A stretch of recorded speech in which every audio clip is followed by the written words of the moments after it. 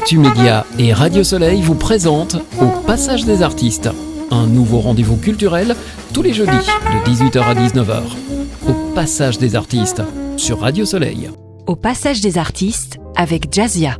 Il y a des imitateurs et il y a ceux qui font trembler les standards téléphoniques de la République. Mon invité du jour est capable de faire décrocher un ministre, de convaincre un sélectionneur, de changer son équipe et même de faire parler un politique un peu trop franchement. Le tout sans jamais être vraiment lui-même. Imitateur hors pair, sniper de l'humour politique presque, comédien à 1000 voix, il s'est illustré dans des canulars devenus cultes, parfois drôles, souvent osés, toujours redoutablement efficaces. Mais aujourd'hui, il troque le téléphone pour la scène et les punchlines pour les alexandrins. En ressuscitant ni plus ni moins un Molière, à travers les voix de notre époque, un grand écart entre le théâtre classique et satire moderne, à son image, audacieux, brillant et délicieusement impertinent. Aujourd'hui, je vous propose une interview avec Gérald Dahan au Passage des Artistes. Bienvenue, vous êtes au Passage des Artistes sur Radio Soleil. Bonjour Gérald. Et bonjour, merci pour cette présentation. Il s'est passé du temps, parce qu'on parlait tout à l'heure en off. On va expliquer un peu aux auditeurs, en tout cas pour les plus jeunes. Gérald Dahan, c'était aussi des choses qu'ils ne connaîtront peut-être jamais. Peut-être. Oui, j'ai fait notamment les Unicum pour les enfants. Fait, oui. Voilà, pendant presque 10 ans. Et puis, c'est vrai que beaucoup de canulars téléphoniques à la radio. Mais c'est vrai que ça a marqué une génération. Oui, tout à fait. Voilà. Et puis beaucoup de spectacles. Et puis aussi le Nez Rouge, qui était un bateau théâtre, une péniche. Mais qu'est-ce qui devient alors le Nez Rouge ? Il existe toujours et il est au bassin de la Villette. Oui, toujours. Oui, toujours. Mais moi, je suis reparti en fait au moment du Covid avec mon épouse et ma fille dans ma région natale en Charente, où j'ai monté une école de théâtre. Et c'est d'ailleurs dans cette école qu'est née l'idée de ce nouveau spectacle que je ne devais pas jouer finalement encore à Paris avant l'année prochaine. Et je vais d'abord le roder en tournée et notamment aussi au Festival d'Avignon, ce qui est déjà prévu à la Comédie d'Avignon. Mais j'ai été invité par Christophe Combarieux et Mathieu Willem à un plateau d'humoristes sur le plateau Absolutely Hilarious au Théâtre de la Gaîté Rive Gauche le 17 février dernier. Et à l'issue de la représentation, où j'étais à l'affiche, ils m'ont demandé en rappel, en fait, de faire un petit bout de mon nouveau spectacle consacré à Molière. Donc j'ai fait un petit bout et le directeur, Louis-Michel Collat, m'est tombé dessus en me disant mais c'est extra, il faut absolument que tu viennes jouer ça très rapidement chez nous. Donc j'ai dit écoutez, moi j'ai prévu de faire ça dans 1 an à Paris. Il m'a dit écoute, moi je te donne la salle dans 1 mois.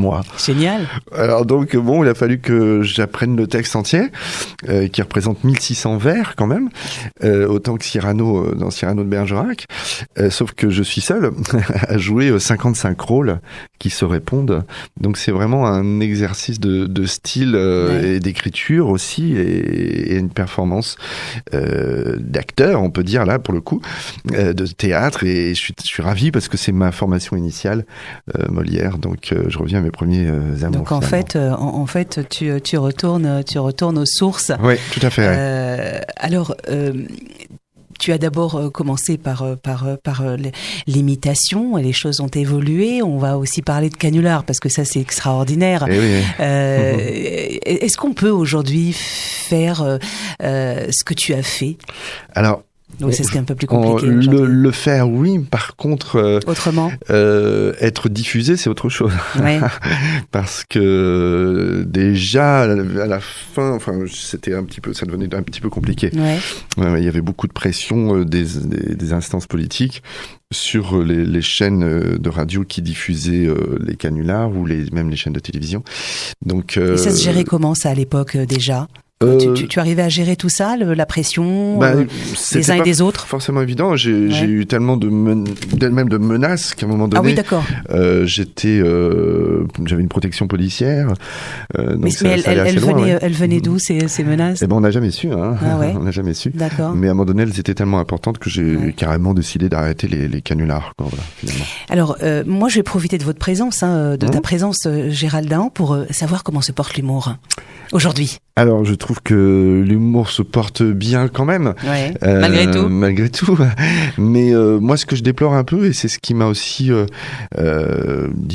convaincu d'écrire ce spectacle-là en alexandrin, c'est que souvent, l'humour est galvaudé, et je trouve que par rapport à une certaine époque, en tout cas, on descend un petit peu en gamme, et on descend souvent en dessous de la ceinture, ce que je trouve un peu regrettable. En tout cas, c'est très facile. Voilà, et c'est vrai que je regrette les Raymond DeVos, les Alex Métayer, des gens qui savaient manier le verbe et le jeu. Là, une écriture en alexandrin sans aucune vulgarité pour le coup. C'était même d'ailleurs, au moment où je l'ai écrit, un petit peu, pas une angoisse, mais je me disais, est-ce que les gens finalement vont rire à ce genre-là qui est totalement mis de côté aujourd'hui. Donc, est-ce que les gens vont avoir les codes ? Et puis, je suis agréablement surpris de voir que ça fonctionne à 100%, surtout avec des imitations. Donc, dans les rôles des personnages, des archétypes de Molière, que ce soit le misanthrope, avec Alceste qui devient Altesse, puisque c'est joué par Emmanuel Macron, ou le Tartuffe par Stéphane Bern, enfin d'autres. Et ça fonctionne à fond, quoi. Les imitations de notre époque portent les personnages inventés par Molière, et on se réjouit de voir que même si on a changé d'époque, on n'a pas changé finalement de peine, et on arrive à en rire encore, donc c'est que tout va bien. Mais alors, Gérald Dahan, pourquoi ce choix de Molière? Pourquoi avoir choisi Molière, justement? Pour moi, Molière est vraiment l'inventeur de la comédie. Même si c'est très inspiré de la Commedia dell'arte, c'est quand même lui qui a mis tous les codes en place dans la farce, dans l'humour, et puis il a donné ses lettres de noblesse à la comédie par rapport à la tragédie en écrivant en alexandrin. Donc c'est l'exercice très très strict et rigoureux et exigeant auquel je me suis plié pour rendre hommage à Molière en racontant sa vie. C'est aussi éducatif parce que on connaît Molière et certaines de ses œuvres, mais on ne connaît pas forcément sa vie, son histoire, et que lui aussi, pour le coup, à son époque, était déjà très très censuré, même s'il était protégé par le roi. Il était sans cesse à devoir retransformer son texte. Et d'ailleurs, les versions que l'on connaît, par exemple du Tartuffe, n'ont rien à voir avec les versions originales finalement. Mais donc il y a toujours eu cette censure. Donc en fait, c'est un peu le thème qui est en filigrane du spectacle, c'est d'essayer de comprendre pourquoi finalement la censure à un moment donné arrive, et puis pourquoi surtout à un moment donné, selon les époques, on peut se retrouver à s'auto-censurer et à être finalement nos propres censeurs. Est-ce que ça t'arrive toi encore lorsque tu écris de t'auto-censurer en te disant non, ça passera pas? Oui, tout à fait. Comme quoi, par exemple, c'est vrai que tout ce qui a trait à la religion. À la religion, à la politique encore ou pas? La politique, non. Non, un peu moins. La religion, moi qui ai bien connu Cabu et qui ai fait des livres avec lui et des spectacles sur lesquels lui illustrait mes affiches. C'est vrai qu'après Charlie Hebdo, moi j'ai vraiment totalement levé le pied sur tout ce qui était humour sur les religions. Voilà. Donc c'est volontaire. Tu le déplores ou pas? C'est toujours embêtant de se dire qu'il y a des sujets qu'on peut pas aborder, mais je trouve ça trop délicat en fait. Finalement, c'est devenu D'ailleurs, on le voit aujourd'hui, la guerre, maintenant, c'est à nouveau des guerres de religion. C'est complètement fou de se dire ça. Mais... C'est déplorable, effectivement. Bah, et c'est vrai que Mais bon, vaut mieux éviter, comme ça, on est sûr de pas de pas choquer des gens que ça pourrait choquer. Oui, mais enfin bon, si on devait choquer, arrêter de choquer les uns et les autres, je pense que ce serait peut-être la fin de l'humour. Oui, mais c'est pour ça que c'est intéressant aussi de faire un spectacle qui, pour une fois, n'est pas dicté par l'actualité, mais qui nous permet de faire un véritable miroir entre deux époques. De manière subtile. Voilà, tout à fait. Alors, écrire en alexandrin, c'était quoi pour toi? Un défi? C'était un plaisir? C'était les deux? Les deux. Au début, je ne pensais pas que ce serait aussi contraignant, en fait, finalement. Moi, j'ai toujours été féru de poésie. Donc, mais bon, un poème, un sketch... c'est une chose, mais une pièce entière qui se tient avec une histoire et des personnages qui se répondent, et le tout en vers strict de 2 fois 6 pieds, avec des rimes jumelées ou des rimes croisées parfois. Bon, c'est vraiment très très très exigeant. Et mais finalement, donc je suis venu à bout, et du coup j'en suis très fier. Voilà. et c'est vraiment les gens disent c'est vraiment très étonnant.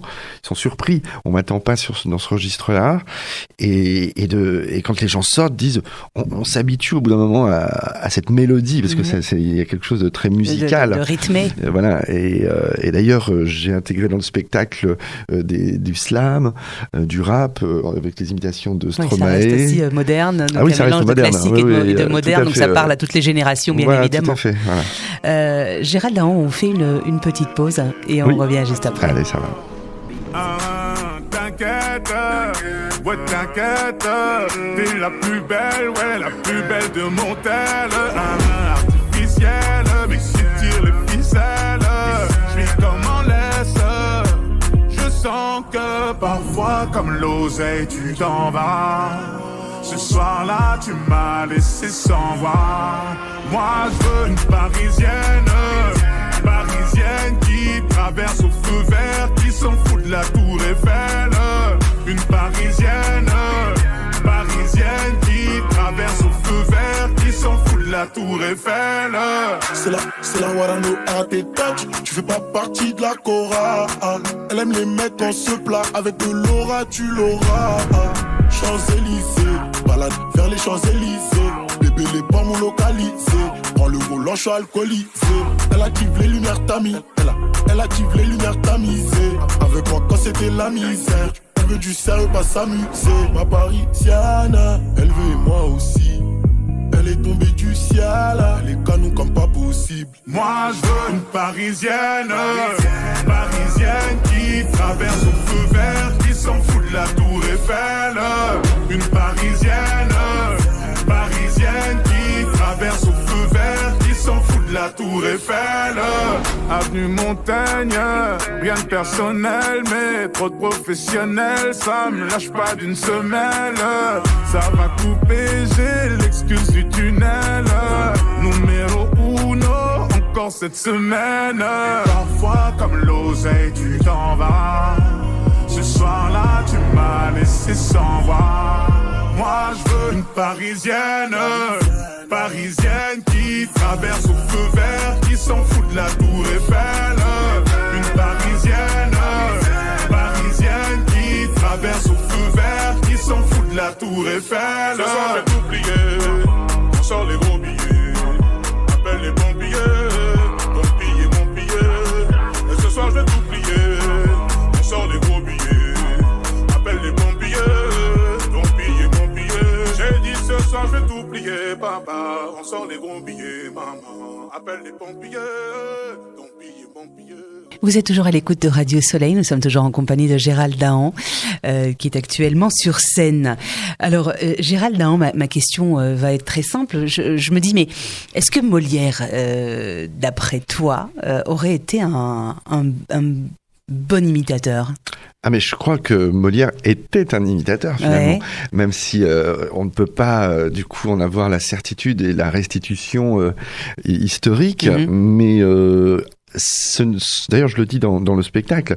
Je dis à la fin du spectacle, ces masques qu'il utilisait, n'est-ce pas un peu les mêmes que moi finalement. Ce sont sauf que voilà, lui c'était des archétypes très très caractéristiques de la société, des couches de la société, et des classes, les bourgeois, voilà, notamment les médecins. Mais c'est vrai que l'époque a changé, mais bon, tout le monde voulait déjà être médecin et tout le monde voulait confiner à l'époque. Donc voilà, non, c'est juste que moi j'utilise, voilà, des masques de personnalités qui sont célèbres. Mais en fait, lorsque lui les singé, c'est le même exercice finalement. C'est juste voilà qu'on appelle plus ça pareil. Alors le personnage le plus complexe que tu as dû faire, c'est lequel? La voix, on va dire, la voix la plus difficile, c'était laquelle? Alors, la plus difficile, je me rends pas vraiment compte parce que c'est tellement intégré en moi et ça relève tellement du mimétisme que finalement, on n'a pas forcément le recul sur soi. Mais celui qui m'a demandé le plus de travail, c'est certainement Lucchini, qui est le narrateur du spectacle et qui joue le rôle de Jean de La Fontaine, puisqu'en fait, Jean de La Fontaine a été contemporain de Molière. Et donc il le dit sur scène, il dit j'ai connu un géant en écriture, un frère, un homme à la parole vive et sans mesure, Jean-Baptiste, Molière, l'acteur, l'auteur, le démon, celui qui fit trembler jusqu'au banc des salons. Il riait des puissants, des sots et des gourmands, et mourut, c'est fameux sur scène, en toussant. Et je raconte avec la voix de Lucchini que je fus son spectateur, un peu jaloux, souvent. Tandis qu'il triomphait, je cherchais d'autres accents. Je tissais mes récits, mes fables plus discrètes, tandis que lui, d'un mot brutal, déroutait les prophètes. Mais ce soir, en ce lieu, je reprends la parole pour redonner sa voix à l'ombre qui s'envole. Souvenez-vous, mes amis, de sa verve fière. Souvenez-vous, mes amis, de sa plume guerrière. Il était une voix à jamais populaire. Depuis lui, notre langue, c'est la langue de Molière. C'est génial. Et alors, Macron, il aurait répondu quoi? Alors, Macron, c'est dans un autre registre. Oui. Là, je le fais jouer. Je lui fais jouer un rôle dans lequel, en fait, parce qu'il y a Cyrano de Bergerac aussi, qui est joué par, évidemment, Gérard Depardieu. Et Gérard Depardieu, à un moment donné, donc cherche, il dit « Oh, allez, il me faut un ami, un ami au verbe qui s'impose, le prince des discours, un charmeur à la rose. Alceste, le misanthrope, un pion sans bonnet d'âne, qu'il vienne séduire la France, notre belle et douce Roxane. » Bonsoir, excusez-moi, j'ai un petit truc dans l'œil. Mon nom, c'est Alceste. Oh, c'est difficile à dire. Appelez-moi Alteste. Je suis né pour vous conduire. Non, vas-y ma poule, bien méprisant. Un misanthrope, un misanthripe. Allez, à toi de jouer. Et donc je réponds, je dis, France, belle et douce Roxane, entends mon cœur battant. Je t'aime passionnément. Jusqu'au prochain variant. Alors, ils sont combien J'en fais 55. Ouais. Formidable. 55 qui se répondent.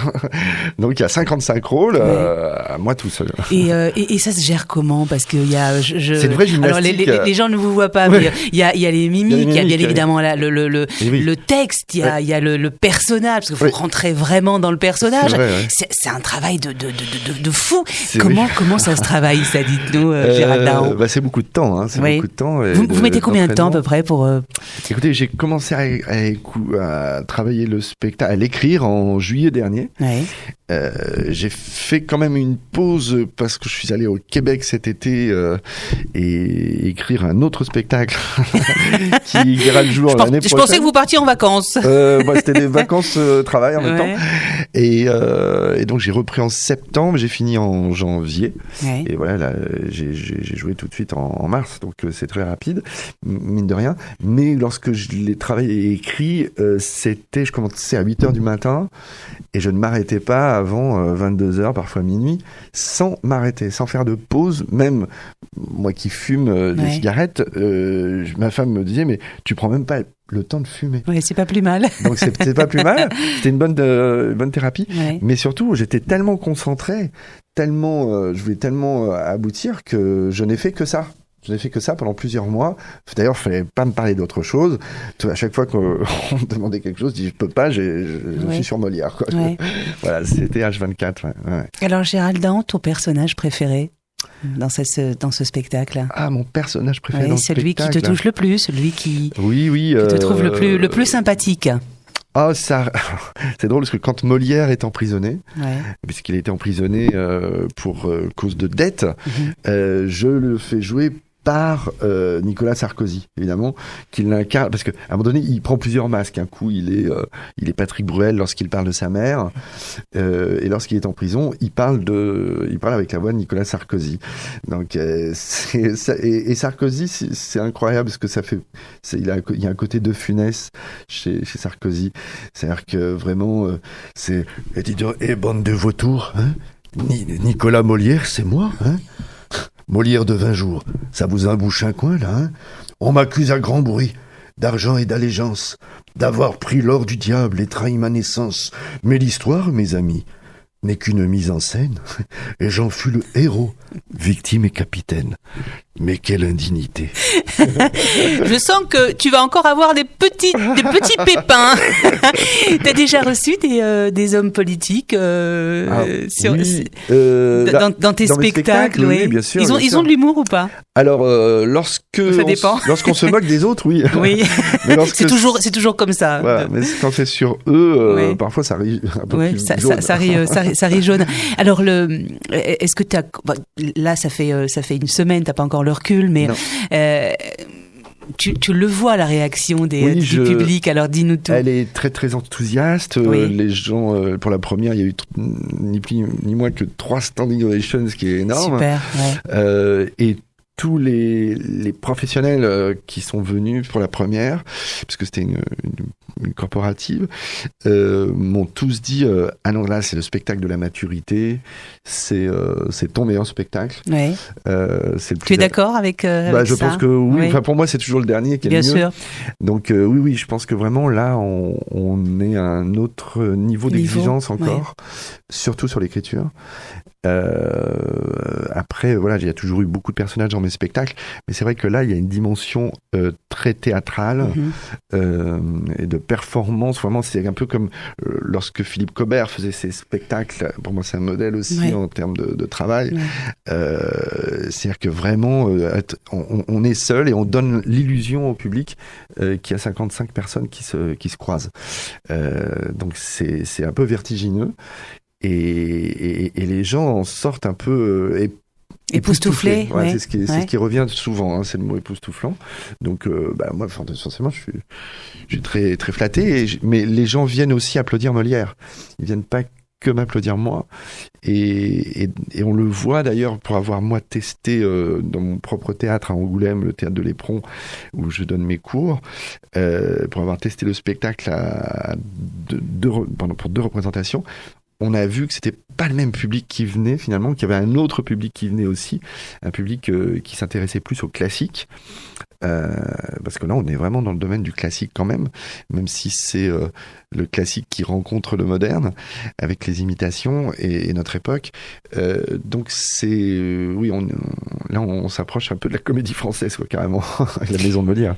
Alors Gérald Dahan, donc tu es à l'affiche donc du spectacle, hein, on le disait tout à l'heure, il était une voix Molière. Voilà. Donc actuellement au théâtre Gaîté Rive Gauche, tous les dimanches à 20h, c'est bien ça. Est-ce que tu peux nous pitcher? Alors, parce que souvent on me dit mais c'est peut-être toi non, c'est l'artiste qui pitch son spectacle. C'est une tradition au passage des artistes. Oui, tout à fait. Donc qui mieux que l'artiste lui-même peut parler de son, de son spectacle, bien évidemment, et je crois que personne ne peut en parler mieux que toi, vu le temps que tu y as mis, bien évidemment, et puis tu es sur scène donc actuellement tous les dimanches. Il était une voix Molière, c'est quand le théâtre classique rencontre l'imitation contemporaine. C'est un spectacle audacieux, inédit, en tout cas qui arrive sur la scène du théâtre de la Gaîté Rive Gauche à Paris. Il était une voix Molière, c'est écrit et interprété en alexandrin. Je suis seul en scène. Je suis humoriste, je suis imitateur, donc j'ai imaginé Molière vivant à notre époque et qui revisite donc ces personnages cultes, Scapin, Harpagon, L'Avare, Tartuffe, Jourdain, à travers les voix et les gestes de personnalités contemporaines. Voilà, c'est un concept qui est totalement original et qui associe le théâtre classique et l'art de l'imitation moderne, offrant un dialogue insolite entre les siècles. J'incarne plus de 50 personnages, mêlant satire, humour et réflexion aussi, dans une mise en scène qui est très très dynamique, que j'ai voulu inventive. Et ce spectacle est né en fait d'une envie de décloisonner finalement les genres et de rapprocher le théâtre classique du public d'aujourd'hui. L'imitation agit ici comme un pont entre les époques, en rendant les textes plus accessibles et étonnamment actuels. Il était une voix Molière explore l'universalité des thèmes chers au théâtre, qui sont l'amour, le pouvoir, l'hypocrisie, tout en jouant avec les codes de notre temps. Donc c'est un Molière d'aujourd'hui qui est à la fois respecté, qui est à la fois bousculé, qui est à la fois revisité. Donc il était une voix Molière, donc à l'affiche actuellement. Alors c'est tous les dimanches au théâtre Gaîté Rive Gauche à 20h. C'est ça. Qu'est-ce que vous souhaiteriez que ton public, en sortant de ton spectacle, garde? Qu'est-ce que tu aurais voulu ou qu'est-ce que tu aimerais que ton public garde en sortant de ce spectacle-là? Alors bien évidemment, le rire, la bonne humeur, ça j'imagine bien que sûr. C'est ton ADN. Qu'est-ce que tu aimerais qu'il garde en sortant de là? Un petit peu ce que je dis à la fin, parce que c'est un thème qui m'est cher. Je dis sur scène que Molière n'est point revenu pour jouer les statues, ni pour parler d'hier comme d'un temps révolu. Si cette voix persiste et franchit tant d'années, c'est donc qu'elle choque encore toutes nos peurs inchangées. Et ce jour, il n'a qu'un corps, mais il a 1000 visages, car la voix qui s'élève, elle n'a pas pris d'âge. Elle passe de bouche en bouche et jamais ne s'éteint. Quand quelqu'un ose dire tout ce qu'on craint en vain, tant qu'un homme parle et refuse de plier, tant qu'un mot sur la scène ose encore résister, tant qu'un rire demeure et ne s'est évanoui, tant qu'un rire demeure et ne s'est évanoui, cette voix démasquera tout pouvoir travesti. Elle passe, elle frappe et elle éclaire et elle fustige, n'appartient à personne, pas même à un prodige. Quand l'artiste ose ici, et c'est bien là qu'il surgit, ce n'est plus un nom propre, c'est l'espoir qui survit. Et si vous l'entendez, ce soir et maintenant, ce n'est pas qu'un hommage signé Gérald Dahan, car si le rire est clair, alexandrins en vers, c'est qu'il était une voix. Jean-Baptiste Molière. Merci infiniment Gérald Dahan, merci pour cette jolie parenthèse. Alors les époques ont peut-être changé, mais l'homme, je crois, est resté le même. Oui. Merci, à très vite. Merci.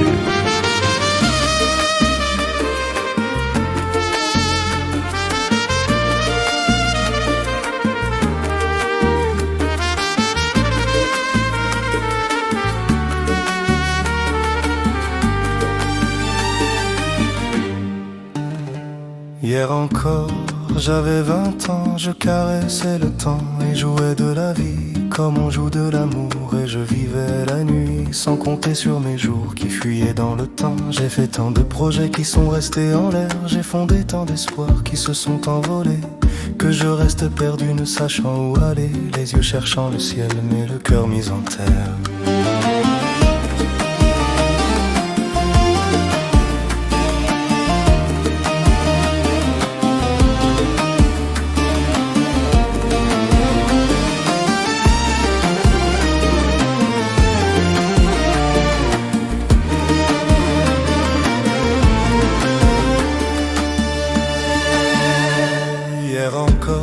J'avais 20 ans, je gaspillais dévier le temps en croyant l'arrêter et pour le retenir, même le devancer. Je n'ai fait que courir et me suis essoufflé, ignorant le passé, conjuguant au futur. Je précédais de moi toute conversation et donnais mon avis que je voulais le bon pour critiquer le monde avec des invectives.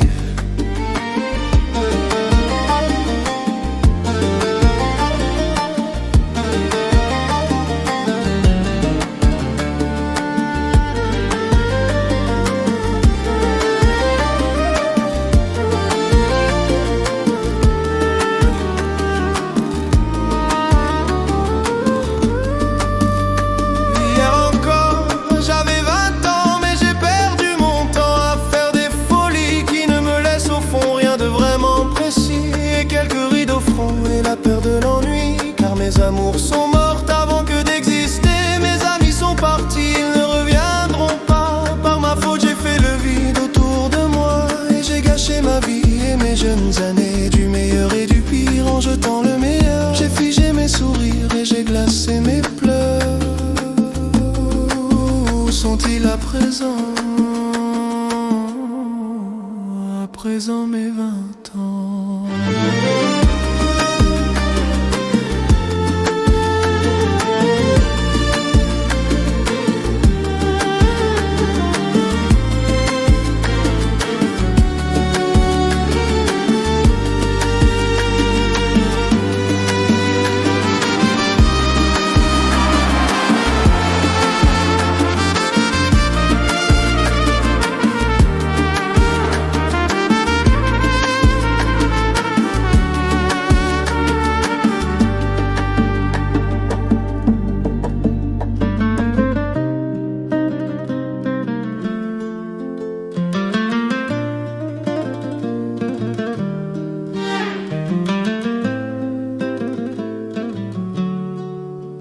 Vous écoutez Radio Soleil.